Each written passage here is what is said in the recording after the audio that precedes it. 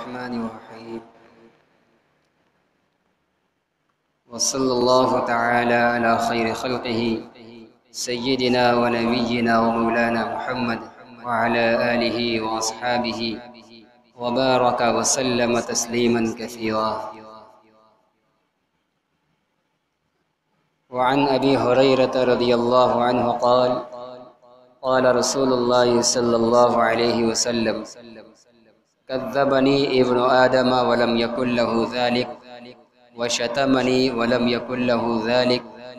فأما تكذيبه إياي فقوله لن يعيدني كما بدأني وليس أول الخلق بأهون علي من عيادته وأما شتمه إياي فقوله اتخذ الله ولدا وأنا الأحد الصمد الذي لم ألد ولم أولد ولم يكن لي كفوا أحد. وفي رواية ابن عباس رضي الله عنهما وأما شتمه إياي فقوله لي ولد وسبحاني أن أتخذ صاحبة أو ولدا. رواه البخاري. حضرت ابو ہریرہ رضی اللہ تعالیٰ عنہ نقل فرماتے ہیں کہ رسول اللہ صلی اللہ علیہ وسلم نے ارشاد فرمایا کہ اللہ تعالیٰ نے ارشاد فرمایا کہ ابن آدم میری تکذیب کرتا ہے، ابن آدم مجھے جھٹلاتا ہے. یہاں اس حدیث کو رسول اللہ صلی اللہ علیہ وسلم اللہ تعالیٰ کے حوالے سے نقل کر رہے ہیں. کہہ رہے ہیں قال اللہ تعالیٰ کذبنی ابن آدم. اللہ فرماتے ہیں کہ ابن آدم مجھے جھٹلاتا ہے. اور جس حدیث کے اندر رسول اللہ صلی اللہ علیہ وسلم اللہ کی طرف نسبت کر کے بیان کریں اس حدیث کو حدیث قدسی کہا جاتا ہے. حدیث قدسی بھی وحی ہوتی ہے اور رسول اللہ صلی اللہ علیہ وسلم جو اپنی طرف نسبت کر کے بیان کرتے ہیں جو عام حدیث کہلاتی ہے وہ بھی وحی ہوتی ہے اور قرآن بھی وحی ہوتا ہے. بس فرق یہ ہے کہ قرآن یہ وحی ہے اللہ کی طرف سے تو قرآن کا معنی اور الفاظ بھی اللہ کی طرف سے ہے اور اس کی نسبت بھی اللہ کی طرف ہے. اور حدیث قدسی کے اندر معنی اللہ کا ہوتا ہے لیکن لفظ رسول اللہ صلی اللہ علیہ وسلم کا ہوتا ہے اور اس کے نسبت آپ اللہ کی طرف کر کے بیان کرتے ہیں. اور جو عام حدیث ہوتی ہے اس میں معنی اللہ کی طرف سے ہوتا ہے اور الفاظ اور نسبت رسول اللہ صلی اللہ علیہ وسلم کی طرف ہوتی ہے. اور دوسرا فرق یہ ہے کہ جو قرآن ہے جو الفاظ معنی اور نسبت سب اللہ کی طرف ہے اس کی تلاوت کی جاتی ہے، وہ نماز میں پڑھا جاتا ہے. اور دوسری دو وحی حدیث قدسی اور عام احادیث یہ اس کی تلاوت نہیں کی جاتی اور نماز کے اندر اس کی قرأت نہیں ہوتی. تو بہرحال یہ ابو ہریرہ رضی اللہ عنہ کی حدیث یہ حدیث قدسی ہے. اس میں رسول اللہ صلی اللہ علیہ وسلم الفاظ کو اللہ کی طرف منسوب کر کے بیان کر رہے ہیں. فرماتے ہیں کہ اللہ فرماتا ہے کہ بنو آدم مجھ کو جھٹلاتا ہے، میری تکذیب کرتا ہے. ولم یکن لہ ذالک، حالانکہ اس کو یہ حق نہیں ہے. بنو آدم کو بندے کو یہ حق نہیں ہے کہ اللہ کی تکذیب کرے، لیکن پھر بھی اللہ کہتے ہیں کہ بندہ مجھے جھٹلاتا ہے. وشتمنی، اور مجھ کو لعن طعن کرتا ہے، مجھ کو گالی دیتا ہے. شتم کے معنی گالی دینا یا کسی عیب اور نامناسب لفظ کے ساتھ کسی کو متصف کرنا، کسی کا کوئی ایسا وصف بیان کرنا جو اس کے لائق نہ ہو، اس کی شان کے لائق نہ ہو، اس کو شتم کہا جاتا ہے. تو دو چیز اللہ تعالیٰ فرما رہے ہیں کہ بنو آدم مجھ کو جھٹلاتا ہے حالانکہ اسے یہ حق نہیں ہے، اور اسی طرح مجھ کو گالی دیتا ہے، یعنی میری طرف ایسی باتیں منسوب کرتا ہے جو میرے اندر نہیں ہیں، جو میرے لیے نہیں ہیں. ولم یکن لہ ذالک، یہ برائی کرنے کا اور گالی دینے کا بھی حق اس کو نہیں ہے. اب آگے اللہ تعالیٰ اس کی تفصیل بیان کر رہے ہیں. پہلے اجمال کے طور پر بیان کیا کہ سننے والا پہلے چونک جائے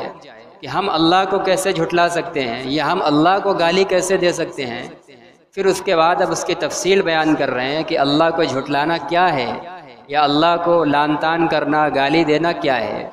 کہ فَأَمَّا تَكْذِيبُهُ إِيَّايَ، بہرحال بنو آدم کا مجھ کو جھٹلانا، فَقَوْلُهُ لَن يُعِيدَنِي كَمَا بَدَأَنِي، تو اس کا یہ کہنا ہے کہ ہرگز اللہ ہم کو دوبارہ پیدا نہیں کرے گا جیسے اس نے مجھے پہلی مرتبہ پیدا کیا ہے۔ جس طرح اللہ نے مجھے، ہم معدوم تھے، کچھ نہیں تھے، وجود میں لا دیا، پہلی بار آج پیدا کر دیا ہے، اب ہم جب مر جائیں گے، ختم ہو جائیں گے، جلا دیے جائیں گے، مٹیوں میں دفن کر کے سڑ اور گل جائیں گے، تو پھر اللہ ہم کو دوبارہ زندہ نہیں کرے گا۔ تو بندہ اگر یہ کہتا ہے تو گویا وہ اللہ کو جھٹلاتا ہے، اس لیے کہ قرآن اللہ کا کلام ہے، اور قرآن کے مختلف آیات کے اندر اور مختلف مثالوں کے ذریعے اللہ تعالیٰ نے اس بات کو بیان کیا ہے کہ ہم تمام انسانوں کو مرنے کے بعد، موت دینے کے بعد پھر دوبارہ زندہ کریں گے۔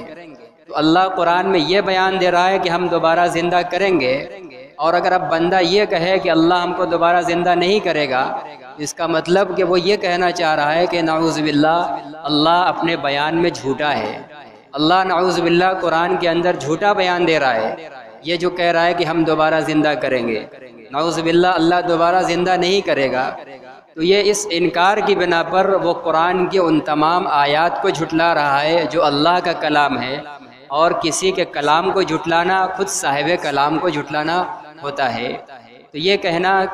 کہ اللہ مجھ کو جس طریقے سے پہلے پیدا کر چکا ہے، فنا اور ختم ہو جانے کے بعد دوبارہ زندہ نہیں کرے گا، یہ اللہ کی تکذیب ہے، اللہ کے ان تمام آیتوں کو جھٹلانا ہے جس میں اللہ نے بیان کیا ہے کہ ہم سب کو دوبارہ زندہ کریں گے۔ وَلَيْسَ أَوَّلُ الْخَلْقِ بِأَهْوَنَ عَلَيَّ مِنْ عِيَادَتِهِ، حالانکہ دنیا کا ضابطہ یہ ہے کہ پہلی مرتبہ بنانا، پہلی مرتبہ پیدا کرنا، اس کو دوبارہ کرنے سے زیادہ آسان نہیں ہوتا ہے۔ کسی چیز کو پہلی مرتبہ کرنے والے پر تو کرنا مشکل ہوتا ہے، کوئی نمونہ سامنے نہیں ہوتا، کوئی مشق نہیں ہوتی، ٹریننگ نہیں ہوتی، پہلے پہل جب کوئی چیز بندہ کرتا ہے تو وہ کام بھاری لگتا ہے، وہ اس کے لیے کرنا مشکل ہوتا ہے، لیکن ایک بار جب کسی چیز کو بنا لیتا ہے، کوئی کام کر لیتا ہے، پھر وہی کام دوبارہ اس کے لیے کرنا آسان ہو جاتا ہے۔ تو اللہ کہہ رہے ہیں کہ پہلی مرتبہ کام کرنا دوبارہ کرنے سے زیادہ آسان نہیں ہوتا، آسان تو پہلی مرتبہ، دوبارہ آسان ہوتا ہے، پہلی مرتبہ والا مشکل ہوتا ہے۔ جب ہم پہلی مرتبہ ایک بار کر چکے ہیں تو پھر دوبارہ کیسے مشکل ہو سکتا ہے؟ جب پہلی بار بغیر کسی نمونہ کے اور بغیر کسی ٹریننگ لیے ہوئے اور بغیر کسی سابقہ تجربہ کے ہم نے پہلی بار کر دیا ہے تو پھر دوبارہ کیوں نہیں ہو سکتا ہے؟ جب دنیا والوں کے لیے کوئی کام دوبارہ کرنا پہلی مرتبہ کے بنسبت آسان ہو جاتا ہے تو ہمارے لیے کیا نہیں ہوگا؟ حالانکہ اللہ کے لیے سب چیز یکساں اور برابر ہے، کوئی چیز زیادہ آسان اور کوئی کم آسان یہ اللہ کے لیے نہیں ہے، یہ بندے کے لیے ہے۔ لیکن یہ بندے کے اعتبار سے اللہ نے ایک سمجھانا چاہا ہے کہ دنیا کا یہ ضابطہ ہے کہ بندہ کوئی کام جب کرتا ہے پہلی مرتبہ تو اس میں تو کچھ اس کو مشکل ہوتی ہے، لیکن جب دوبارہ اس کو کرتا ہے تو پھر اس کو کوئی مشکل نہیں ہوتی، اس میں اور آسانی ہو جاتی ہے۔ وَلَيْسَ أَوَّلُ الْخَلْقِ بِأَهْوَنَ عَلَيَّ مِنْ عِيَادَتِهِ، کہہ رہے کہ حالانکہ پہلی مرتبہ بنانا مجھ پر اس کو دوبارہ پیدا کرنے سے زیادہ آسان نہیں تھا، جب ہم نے وہ کر دیا ہے تو دوبارہ والا تو اس کے مقابلے میں آسان ہے، وہ تو بدرجہ اولا ہوگا۔ لہذا اگر کوئی بندہ یہ کہتا ہے، جیسا کہ کفار اور مشرکین کا یہ عقیدہ ہے جو بنو آدم میں سے ہیں کہ ہم مر کر جل جائیں گے، فنا ہو جائیں گے، بس یہیں سے ہمارا قصہ کہانی ختم، دوبارہ زندہ نہیں کیے جائیں گے، کوئی حساب و کتاب نہیں ہوگا، تو اللہ فرماتے ہیں کہ جو بندہ یہ کہتا ہے وہ مجھے جھٹلاتا ہے، وہ میری تکذیب کرتا ہے، حالانکہ اس کو مجھے جھٹلانے کا حق نہیں پہنچتا۔ وَأَمَّا شَتْمُهُ إِيَّايَ، اور کہا تھا کہ بندہ مجھ کو گالی دیتا ہے، گالی دینا کیا ہے؟ کہہ رہے اور اس کا مجھ کو گالی دینا، فَقَوْلُهُ اتَّخَذَ اللَّهُ وَلَدًا، تو اس کا یہ کہنا ہے کہ اللہ نے اپنے لیے بیٹا بنایا ہے، اللہ نے بیٹا بنا رکھا ہے، جیسا کہ یہود حضرت عزیر علیہ السلام کو کہتے تھے کہ یہ اللہ کے بیٹے ہیں، اللہ نے ان کو اپنا بیٹا بنایا ہے۔ عیسائی حضرت عیسیٰ کو کہتے تھے کہ اللہ نے ان کو بیٹا بنایا ہے، اور ان کی والدہ مریم کو بیوی کہتے تھے اللہ کی، نعوذ باللہ۔ اور مکہ کے مشرکین اور کفار کہتے تھے کہ فرشتے اللہ کی بیٹیاں ہیں۔ تو بندے کا یہ کہنا کہ اللہ نے اپنے لیے بیٹا، بیٹیاں اور اولاد بنا رکھی ہے، اللہ کی اولاد ہیں، یہ اللہ کو گالی دینا ہے، اللہ کا ایک ایسا وصف بیان کرنا ہے، اللہ کی طرف ایسی چیز کی نسبت کرنا ہے جو اس کی شان کے لائق نہیں ہے، جو اس کے حق میں یہ چیز عیب ہے۔ اور دنیا میں یہی چیز گالی سمجھی جاتی ہے، صرف مخصوص الفاظ گالی کے وہی گالی نہیں ہوتے ہیں، آدمی کو کسی ایسی صفت اور کسی ایسی عیب کے ساتھ ذکر کرنا جو اس کو برا لگے، جس سے اس کو تکلیف پہنچے، وہ بھی گالی ہے، وہ بھی شتم میں داخل ہے۔ تو اللہ تعالیٰ تو تمام ضروریات اور احتیاج سے پاک ہے۔ اولاد کا ہونا، بیوی کا ہونا، یہ محتاج لوگوں کی ضرورت ہے، اور محتاج لوگوں کے اندر یہ کمال کی چیز ہے۔ اللہ تعالیٰ تو احتیاج سے پاک ہے، اس لیے یہ سب چیزیں اللہ کی ذات میں عیب ہیں۔ اب ان سب چیزوں کو اللہ کی طرف نسبت کرنا گویا کہ آپ اللہ کی طرف ایک عیب کو منسوب کر رہے ہیں، اللہ کو عیبدار بنا رہے ہیں، اور کسی کو عیبدار بنانا یہ اس کو گالی دینا ہے، لعن طعن کرنا ہے۔ وَأَنَا الْأَحَدُ الصَّمَدُ، حالانکہ میں یکتا ہوں، تنہا ہوں، میرا کوئی کسی بھی اعتبار سے شریک نہیں ہے، نہ کوئی بحیثیت بیوی میرا ہے، نہ بحیثیت بیٹا اور بیٹی میرا ہے، اور نہ کوئی میرا معاون اور مددگار ہے، رشتہ دار ہے، میں ہر اعتبار سے تنہا اکیلا ہوں۔ الصمد، اور تمام ضروریات سے بے نیاز ہوں۔ بیوی کا محتاج انسان ہے، نہیں اس کے پاس بیوی ہوگی تو اس کی زندگی کا نظام درست نہیں رہے گا، اس کا قلبی سکون چھن جائے گا، اولاد نہیں ہوگی تو اس کی نسل نہیں چلے گی۔ تو اللہ تعالیٰ تو ان سب ضروریات سے پاک ہے، اللہ تعالیٰ نہ بیوی والی ضروریات کا وہ محتاج ہے، اور نہ اللہ تعالیٰ کسی کا پیدا ہے کہ اس کو نسل چلانے کی ضرورت کے لیے اولاد کی ضرورت پڑے، یا اس کو کوئی بڑھاپے کی عمر پہنچتی ہے کہ سہارا کی ضرورت پڑے۔ وہ تمام کمیوں اور عیوب سے پاک ہے، وہ تمام ضرورت سے پاک ہے، بے نیاز ہے۔ الذی لم الد، نہ تو میں نے کسی کو جنا ہے کہ کوئی میرا بیٹا ہوگا، ولم اولد، نہ مجھے کسی نے جنا ہے کہ کوئی میرا باپ ہوگا، میں جننے اور جنانے سے بالکل پاک اور صاف ہوں۔ ولم یکن لی کفوا احد، اور میرا کوئی ہمسر نہیں ہے، اور مجھ جیسا کوئی نہیں ہے۔ اور بیٹا جو بیٹا ہوتا ہے وہ اپنے باپ جیسا ہوتا ہے، اسی کی جنس ہوتی ہے، اسی جیسا سب کچھ اس کے اندر ہوتا ہے، ضروریات، تقاضے، چھوٹا ہونا، بڑا ہونا، بوڑھا ہونا، محتاج ہونا۔ اسی طرح بیوی جو ہوتی ہے وہ شوہر کے جنس سے ہوتی ہے، انسانی میں سے ہوتی ہے۔ اللہ تعالیٰ تو انسان بھی نہیں ہے، وہ صرف خالق ہیں، قادر مطلق ہیں، اس لیے کوئی بھی اس کا ہمسر اور مثل نہیں ہے۔ جب کوئی اس کا ہمسر اور مثل نہیں ہے تو نہ کوئی اس کا بیوی بن سکتا ہے اور نہ کوئی اس کا بیٹا بن سکتا ہے۔ تو اللہ تعالیٰ ان تمام چیزوں سے بالکل پاک و صاف ہے۔ اور یہ بہت اللہ کی طرف اولاد یا بیٹی یا بیوی کی نسبت کرنا یہ بہت خطرناک دعویٰ ہے، اتنا خطرناک ہے کہ اللہ تعالیٰ اس کو اپنے کو گالی کہہ رہے ہیں کہ یہ مجھے گالی دینا ہے۔ کوئی یہ کہے کہ فلاں اللہ کے بیٹے ہیں یا اللہ کے پاس بیٹیاں ہیں، بیویاں ہیں، تو یہ اللہ کو گالی دینا ہے۔ جیسے دنیا میں کوئی انسان گالی برداشت نہیں کر سکتا، بھڑک جاتا ہے، تو اللہ تعالیٰ بھی یہ گالی برداشت نہیں کرتے۔ قرآن کے اندر فرمایا ہے کہ یہ دعویٰ اتنا خطرناک ہے، تکاد السماوات یتفطرن منہ، اتنا خطرناک اور اتنا بھاری یہ دعویٰ ہے اللہ کے لیے بیٹا اور بیٹی اور بیویاں کہنے کا، قریب ہے کہ اس کی سنگینی سے آسمان پھٹ پڑے۔ لیکن اللہ کی قدرت، اللہ تعالیٰ حلیم ہے، وہ صبر کیے ہوئے ہیں، سب کو برداشت کیے ہوئے ہیں، اور نظام عالم قائم رکھے ہوئے ہیں۔ ورنہ یہ ایسا سنگین جرم ہے کہ اس کے کہنے کی وجہ سے آسمان بھی پھٹ سکتا ہے۔ وَلَمْ يَكُنْ لِي كُفُوًا أَحَدٌ، بیٹا اور بیٹی ہونے کے لیے، بیوی ہونے کے لیے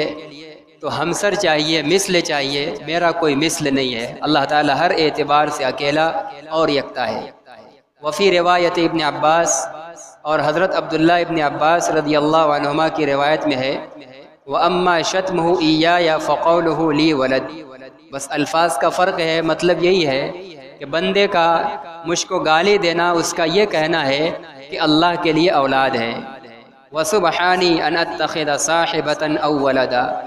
اور میری ذات پاک ہے اس بات سے کہ میں بیوی بناؤں کسی کو یا کسی کو لڑکا بناؤں، بیوی بناؤں پھر اس کے نتیجے میں لڑکا جنوں، اولادیں میری ہوں۔ اللہ فرماتے ہیں کہ میری ذات ان تمام چیزوں سے پاک اور صاف ہے، اس لیے کہ یہ کمی اور یہ محتاج لوگوں کی صفت ہے، اللہ تعالیٰ کمی اور محتاجی سے پاک ہے۔ اس حدیث کے اندر ہمیں وحدانیت کا عقیدہ ملتا ہے کہ اللہ تعالیٰ کو ایک ماننا، بے نیاز ماننا، اور اس کا کوئی ہمسر نہ ماننا، بیوی بچہ معاون مددگار کسی بھی اعتبار سے کوئی اس کا شریک نہیں ہے۔ ایسی تمام انسانی ضروریات اور انسانی رشتہ داریوں سے اللہ تعالیٰ پاک اور صاف ہے۔ رواہ البخاری۔ وعن ابی ہریرہ رضی اللہ عنہ قال قال رسول اللہ صلی اللہ علیہ وسلم یؤذینی ابن آدم، یہ بھی حدیث قدسی ہے۔ فرماتے ہیں ابو ہریرہ رضی اللہ عنہ کہ رسول اللہ صلی اللہ علیہ وسلم نے فرمایا کہ اللہ تعالیٰ فرماتے ہیں کہ بنو آدم مجھ کو اذیت پہنچاتا ہے۔ یؤذینی ابن آدم، بنو آدم مجھ کو اذیت پہنچاتا ہے، انسان مجھے تکلیف پہنچاتا ہے۔ کیسے تکلیف پہنچاتا ہے؟ یسب الدہر، وہ زمانے کو برا بھلا کہتا ہے۔ زمانے کو مثلاً برا بھلا کہنا یہ ہے زمانہ بہت خراب ہے، زمانہ ایسا ہو گیا، زمانہ نے یہ کر دیا، کیسا زمانہ آ گیا ہے کہ بس ہم صرف مصیبت ہی مصیبت میں ہیں۔ یعنی کسی بھی حال کا زمانے کے اوپر کو ذمہ دار ٹھہرانا، جیسا کہ ہم لوگ غفلت میں عام طور سے عموماً لاپرواہی میں کہہ دیا کرتے ہیں۔ یا زمانے کو برا بھلا کہنا یہ ہے کہ زمانے کے لوگوں کو کیا جائے، فلاں ایسا ہو گیا، فلاں ایسا ہو گیا، فلاں نے یہ کر دیا، فلاں نے یہ کر دیا۔ تو یہ زمانے کو برا بھلا کہنا یا زمانے کو لوگوں کو برا بھلا کہنا، اللہ تعالیٰ کہتے ہیں کہ یہ در حقیقت یہ کہہ کر زمانے اور زمانے والوں کو برا بھلا کہہ کر بندہ مجھے تکلیف پہنچاتا ہے، اس کے اس سب و شت میں سے مجھے اذیت پہنچتی ہے۔ کیوں اذیت پہنچتی ہے؟ کہہ رہے وَأَنَا الدَّهْرُ، میں ہی زمانے کا الٹ پھیر کرنے والا ہوں۔ زمانے کے اندر جو بھی حالات آتے ہیں اچھے یا برے، چاہے زمانے کے ذریعے میں خیر لاؤں، چاہے شر لاؤں، شفا لاؤں، بیماریاں لاؤں، اللہ کہہ رہے ہیں کہ سب میرا ہی تصرف ہوتا ہے، میری قدرت سے ہوتا ہے۔ تو آپ جب زمانے کو برا بھلا کہہ رہے ہو تو گویا حقیقت میں آپ زمانہ بنانے والے کو کہہ رہے ہو۔ یہ زمانے کو یا زمانے کے لوگوں کو برا بھلا کہنا در حقیقت اللہ کو برا بھلا کہنا ہے، اس لیے اللہ کو اذیت پہنچتی ہے۔ جیسے دنیا کے اندر کوئی چیز کوئی کاریگر یا کوئی فنکار بنائے، اس چیز کی اگر تعریف کی جائے تو در حقیقت وہ اس کے بنانے والے کی تعریف ہوتی ہے، اور اگر اس میں نقص اور کمی عیب نکالا جائے تو در حقیقت وہ اس کے بنانے والے کو عیب دار بنایا جاتا ہے کہ کیسا نڈنگا تھا، اس نے یہ درست نہیں کیا، اس نے یہ درست نہیں کیا۔ جب زمانہ اور زمانے کے تمام حالات کا خالق، اس کو لانے والا، الٹ پلٹ کرنے والا، سب کچھ کرنے والا اللہ ہے، تو اب زمانے کو کچھ کہنا، زمانے میں کمیاں نکالنا، زمانے میں عیب نکالنا کہ زمانے نے یہ کر دیا، ایسا وقت آ گیا کہ صرف بیماریاں ہی بیماریاں دیکھنے کو مل رہی ہیں، مصیبتیں ہی مصیبتیں زمانہ ہمارے اوپر لاتے جا رہا ہے، وقت بہت برا ہو گیا ہے۔ اس طرح کے جملے جو ہم لوگ بول دیتے ہیں، یہ در حقیقت جب زمانہ اور وقت سب کا خالق اللہ ہے تو اب زمانے میں عیب نکالنا گویا زمانے کے بنانے والے کو ہم عیب دار اس کو بنا رہے ہیں اور زمانہ کے بنانے والے کو برا بھلا کہہ رہے ہیں۔ اللہ تعالیٰ فرما رہے ہیں اس لیے کیا ہے، اللہ کو اذیت پہنچتی ہے، اس سے تکلیف پہنچتی ہے۔ وَأَنَا الدَّهْرُ، اللہ تعالیٰ فرماتے ہیں کہ میں ہی زمانہ ہوں، یعنی زمانے کا خالق اور اس میں تصرف کرنے والا میں ہوں۔ بِيَدِ الْأَمْرُ، کائنات کے تمام امور میرے قبضے قدرت میں ہیں۔ اقلب اللیل والنہار، میں رات اور دن کو پلٹتا ہوں، جب چاہتا ہوں رات لا دیتا ہوں، جب چاہتا ہوں دن کرتا ہوں، جب چاہتا ہوں رات کو بڑا کرتا ہوں، دن کو چھوٹا کرتا ہوں، جب چاہتا ہوں دن کو بڑا کرتا ہوں، رات چھوٹی کر دیتا ہوں، جب چاہتا ہے انہی دان و رات و دن کے اندر شفا اور خوشحالی لاتا ہوں، جب چاہتا ہوں مصیبت برائی اور بیماریاں لاتا ہوں، یہ سب میرے تصرف سے ہے۔ اب جو ان حالات کو، زمانے کو اور لوگوں کو اور اسباب کو برا بھلا کہہ رہا ہے، در حقیقت وہ اللہ کو کہہ رہا ہے، اس سے اللہ کو اذیت اور تکلیف پہنچتی ہے۔ ایک ایمان والے کی شان نہیں ہے کہ وہ یہ کہے، بلکہ اس طرح کے حالات پر اگر طبیعت کے ناموافق ہوں تو وہ صبر کرے اور اللہ سے عافیت مانگے، اللہ سے کہے کہ الہ العالمین ہم جانتے ہیں کہ یہ حالات، یہ مصائب، مشکلات، بیماریاں آپ نے ہمارے اوپر جو بھیجی ہیں ہمارے ساتھ دشمنی کی وجہ سے نہیں بھیجی ہیں، یقیناً ہماری کوئی کمی ہے، کوئی گناہ ہے جس پر آپ ہماری نگاہ ڈلوانا چاہ رہے ہیں، ہماری نگاہ نہیں پڑ رہی ہے، آپ ہمیں ہمارے کرتوت، ہمارے گناہ سجھا دیجئے تاکہ ہم اس سے باز آ جائیں، اور اے اللہ ہم کمزور ہیں، ضعیف ہیں، یہ حالات ہم سہنے کی طاقت نہیں رکھتے، آپ اپنی قدرت سے اس کو دور کر دیجئے، آپ ہمارے ساتھ ستاری کا معاملہ کر دیجئے، ہمارے عیب کو درگزر کر دیجئے اور اس پر ہمارا مواخذہ نہ کر دیجئے، معاف کر دیجئے۔ یہ سب آدمی کہہ سکتا ہے، لیکن زمانے اور اسباب زمانہ کو اور حالات زمانہ کو لعن طعن کرنا یہ حقیقت میں اللہ کو تکلیف پہنچانا ہے، اور یہ فطری بات بھی ہے، انسان کی بھی یہ عادت ہے کہ انسان کی بنائی ہوئی چیز کے اندر کوئی عیب نکالتا ہے تو بنانے والے کو تکلیف پہنچتی ہے۔ تو جب اللہ تعالیٰ تمام بنانے والوں کے بنانے والے ہیں، ان کی مخلوقات اور کاریگری اور بناوٹ کے اندر کوئی عیب نکالے گا تو ان کو کیوں کر تکلیف نہ پہنچے گی۔ وعن ابی موسیٰ الاشعری رضی اللہ تعالی عنہ قال قال رسول اللہ صلی اللہ علیہ وسلم ما احد اصبر على اذن يسمعه من اللہ يدعون له الولد ثم يعافيهم ويرزقهم۔ پہلی حدیث کے اندر صرف یہ بیان تھا کہ زمانے کو برا بھلا کہنے سے یا اللہ کی طرف غلط نسبت کرنے سے اللہ کو اذیت پہنچتی ہے، اس لیے کہ زمانے میں تصرف کرنے والا، بنانے والا سب کچھ اللہ ہے، اور جس کی بنائی ہوئی چیز میں عیب نکالا جائے تو بنانے والے کو تکلیف ہوتی ہے۔ لیکن دنیا کا جو بنانے والا ہوتا ہے وہ اپنی چیزوں میں عیب نکالنے والے سے بدلہ بھی لے لیتا ہے، اس کو زبان سے کچھ کہہ دے گا، اس کو چیلنج کر دے گا کہ تم بھی بنا کر دکھاؤ، کسی بھی طریقے سے اس کو بدلہ دینے کی وہ کوشش کرتا ہے، اس سے بدلہ لیتا اور دیتا ہے۔ لیکن اللہ تعالیٰ کہ صبر اور حلم کا کمال دیکھیے کہ باوجود یہ کہ بار بار اللہ کی بنائی ہوئی چیزوں میں انسان عیب نکالتا ہے اور اللہ کی طرف غلط چیزوں کی نسبت کرتا ہے، لیکن اللہ تعالیٰ سب کچھ سنتا اور سہتا ہے، صبر کرتا ہے، بالکل کسی بھی چیز پر وقتی اور فوراً مواخذہ نہیں کرتا، بلکہ سزا کو ٹال دیتا ہے کہ شاید ہمارا بندہ بعد میں سمجھ جائے، اس کو سمجھ میں آ جائے، توبہ کر لے، اس طرح کی باتیں کہنے اور کرنے سے باز آ جائے۔ اس حدیث میں اللہ کے صبر کا بیان ہے۔ رسول اللہ صلی اللہ علیہ وسلم فرماتے ہیں کہ کسی اذیت کو سننے والا، جو کوئی اذیت کی بات سنتا ہے، اللہ سے زیادہ صبر کرنے والا کوئی نہیں ہے۔ اذیت کی بات سننے والا، ہر انسان سنتا ہے اذیت اور تکلیف کی بات، اور سب صبر بھی کچھ نہ کچھ کرتے ہیں، لیکن کہہ رہے ہیں کہ اذیت کی بات سننے پر کوئی بھی شخص اللہ سے زیادہ صبر کرنے والا نہیں ہے۔ جتنا اللہ اذیت اور بندوں سے تکلیف کی باتیں سن کر صبر کرتے ہیں، بندوں میں کوئی ایسا زیادہ صبر کرنے والا نہیں ہے۔ بندے کو اذیت پہنچے گی، اس کی ایک حد ہوتی ہے صبر کی، کوئی تو پہلے مرتبہ میں صبر نہیں کرتا، وہ جوابی کارروائی کر دیتا ہے، بدلہ لے لیتا ہے، اور کوئی کچھ صبر کرتا ہے کچھ دیر تک، لیکن ہر ایک کا صبر کا پیمانہ ہوتا ہے، جب وہ پیمانہ لبریز ہو جاتا ہے تو کچھ نہ کچھ کارروائی کر دیتا ہے۔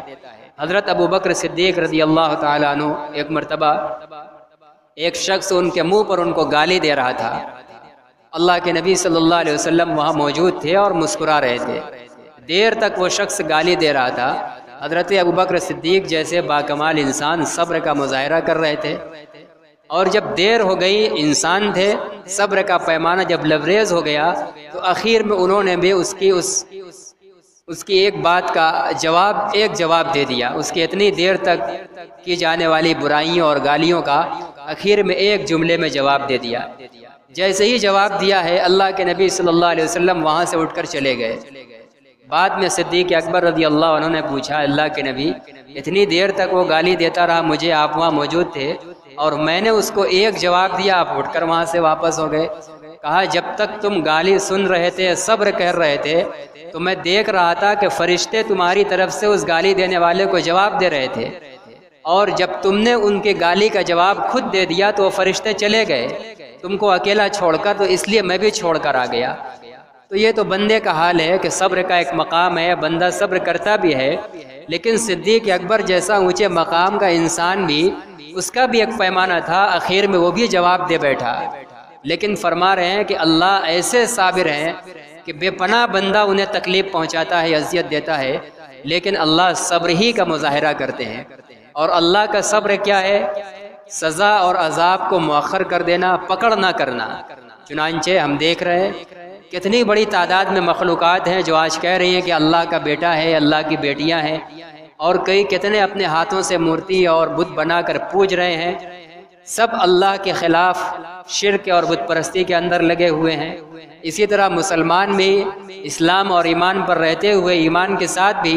غفلت اور لا علمی میں بہت سے نامناسب کلمات کہہ جاتے ہیں جو اللہ کی شان کے لائق نہیں، جیسے یہی جو اوپر آیا کہ زمانے کو برا بھلا کہتا ہے۔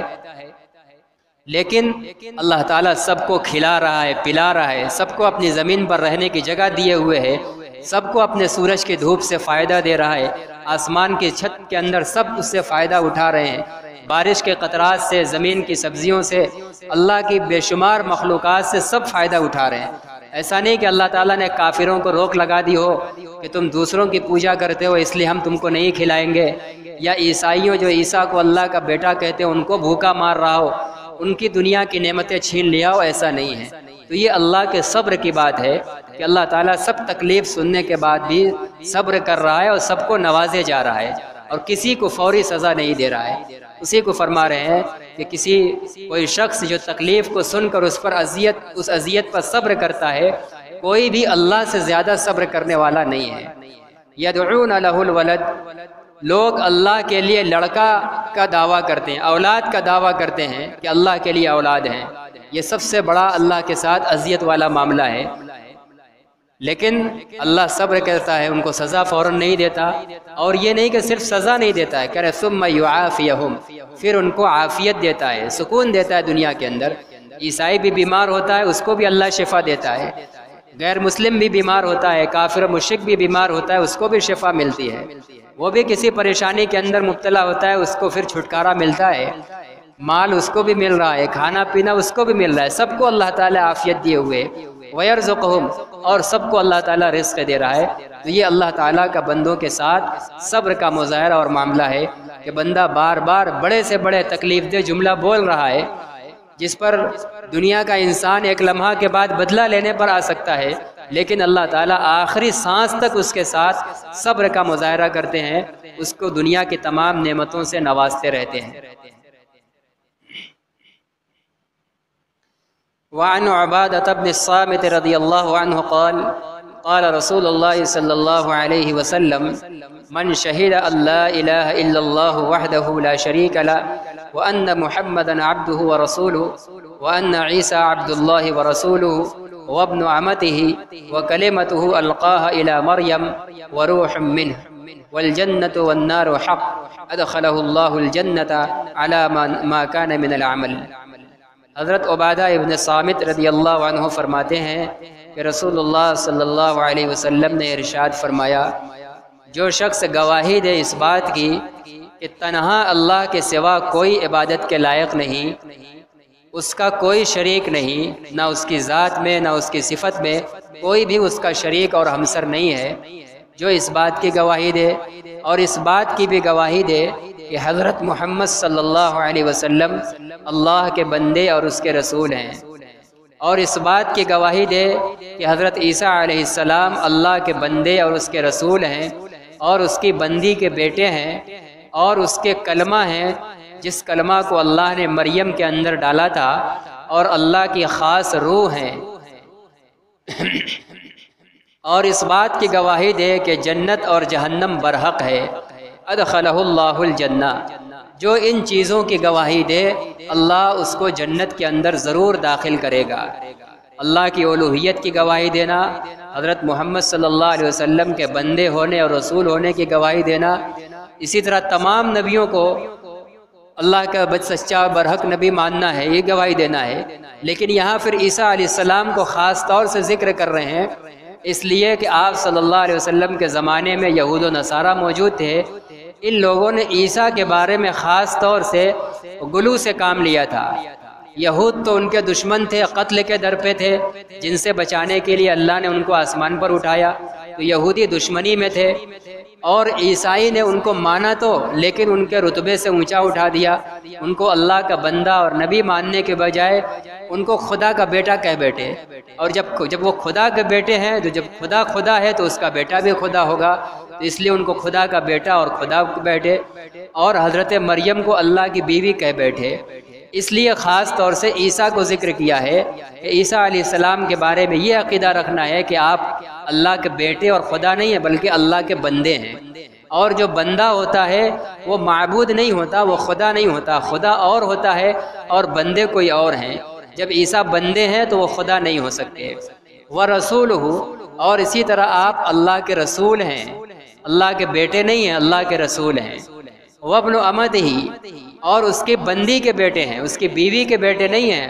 مریم اس کی بیوی نہیں تھی، اللہ کی بندی ہیں، جیسے اور اس کی بندیاں ہیں، اسی طرح حضرت مریم بھی ان کی ایک بندی ہے، اسی کے بیٹے ہیں حضرت عیسیٰ علیہ السلام۔ وَكَلِمَتُهُ أَلْقَاهَا، اور اسی طرح حضرت عیسیٰ اللہ کے کلمہ ہیں۔ کلمہ کا مطلب، وہ کلمہ سے مراد ہے لفظ کن۔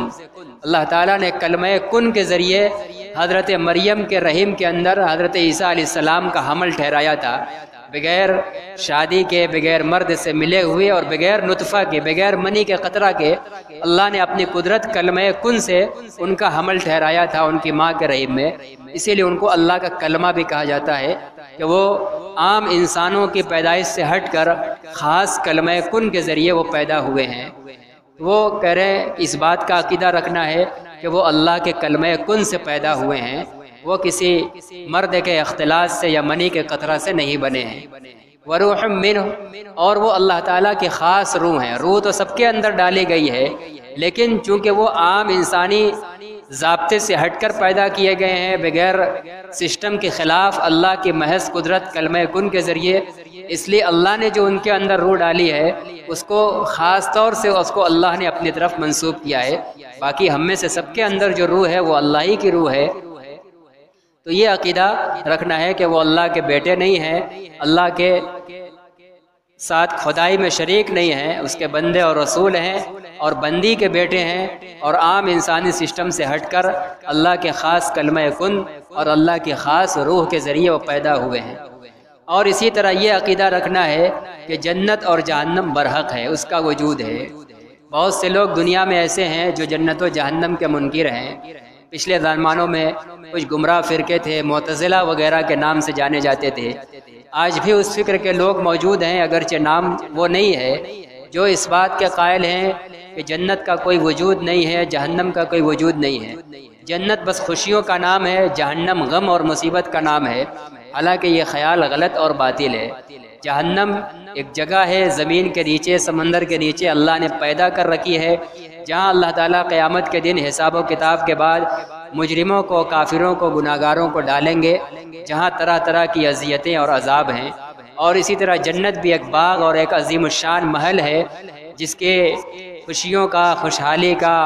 اور اس کے بلندی کا دنیا کے ذہن اور نگاہ سے نہ دیکھا اور سوچا جا سکتا ہے، نہ اس کو اپنے خیال میں لایا جا سکتا ہے۔ وہاں اللہ تعالیٰ حساب و کتاب کے بعد نیکوکاروں کو ڈالیں گے، اور یہ بھی پیدا کی جا چکی ہے۔ تو یہ ہمیں عقیدہ رکھنا ہے کہ جنت و جہنم برحق ہیں، پیدا کی جا چکی ہیں۔ تو یہ جو ان ضروری عقائد پر یقین رکھتا ہے، تو اللہ تعالیٰ فرما رہے ہیں، نبی اکرم صلی اللہ علیہ وسلم فرماتے ہیں کہ اللہ اس کو ضرور جنت میں داخل فرمائیں گے، چاہے جو جس بھی عمل پر ہو، چاہے وہ جیسا بھی عمل کر رہا ہو، نماز نہ پڑھ رہا ہو، چوری کر رہا ہو، زنا کر رہا ہو، جھوٹ بول رہا ہو، کتنوں خراب سے خراب عمل کر رہا ہو، لیکن اگر اس کا ایمان اور عقیدہ یہ ہے، درست عقیدہ ہے، تو وہ ایک نہ ایک دن جنت میں ضرور جائے گا۔ اگرچہ اگر عمل خراب ہے تو فوراً پہلے مرحلہ میں نہیں جائے گا، عمل کی سزا بھگتنے کے لیے جہنم میں جائے گا، اور عمل کی سزا بھگتنے کے لیے کیا جائے گا؟ جنت ایک پاک اور صاف جگہ ہے۔ عمل کی گندگی میں جو ملوث ہے، اس گندگی میں ملوث آدمی جنت کے اندر نہیں جا پائے گا، وہاں پاک اور صاف شفاف آدمی ہی جا پائے گا، اور انسان پاک اور صاف شفاف ہوگا، جنت میں جانے لائق ہوگا۔ ان ضروری ایمانیات اور اعتقادات کا عقیدہ رکھنے کے ساتھ ساتھ نیک اعمال کر کے جو آدمی ہمیشہ نیک اعمال کرتا ہے، توبہ استغفار کرتا رہتا ہے، اللہ تعالیٰ اس کو دنیا میں بالکل پاک و صاف کر کے اٹھاتے ہیں، وہ جنت میں جانے کے لائق رہتا ہے، وہ حساب و کتاب کے بعد فوراً جنت میں چلا جائے گا۔ لیکن جس بندے کے پاس صرف ایمان اور درست عقیدہ ہے لیکن عمل درست نہیں ہے، عمل خراب ہے، نماز نہیں ہے، زکوٰۃ نہیں ہے، روزہ نہیں ہے، چوری ہے، جھوٹ ہے، زنا ہے، ظلم ہے، حقوق تلفی ہے، مختلف جرائم اس کے پاس ہیں، تو ان جرائم کی بنا سے وہ گندا ہے۔ اب یہ گندا آدمی جنت میں فوراً نہیں جا پائے گا، تو ایسے ایمان والے کو جو اللہ جہنم کے اندر ڈالیں گے، وہ در حقیقت اس کو عذاب دینے کے لیے نہیں، عذاب تو اس کو تکلیف تو ہوگی جہنم میں، لیکن اصل مقصد ہوگا تاکہ اس کے بدن کی صفائی ہو جائے۔ جو نماز نہ پڑھنے کی گندگی لگ گئی تھی، حق تلفی کی گندگی لگی تھی، جھوٹ بولنے کی گندگی لگی تھی، زنا اور چوری کی گندگی لگی تھی، بہتان اور تہمت لگانے کی گندگی لگی، مختلف جرائم کی جو اس کے اوپر دنیا میں گندگی لگی تھی، اب بیچارہ آج جنت میں ان گندگیوں کے ساتھ نہیں جا پائے گا۔ جنت تو صاف و شفاف جگہ ہے، تو اللہ تعالیٰ اس کو داخل کریں گے جہنم کے اندر، تاکہ جہنم کے عذاب کے ذریعے اس کی صفائی ہو جائے۔ جب اس کی تمام گندگی جہنم کے عذاب کے ذریعے گلا دی جائے گی،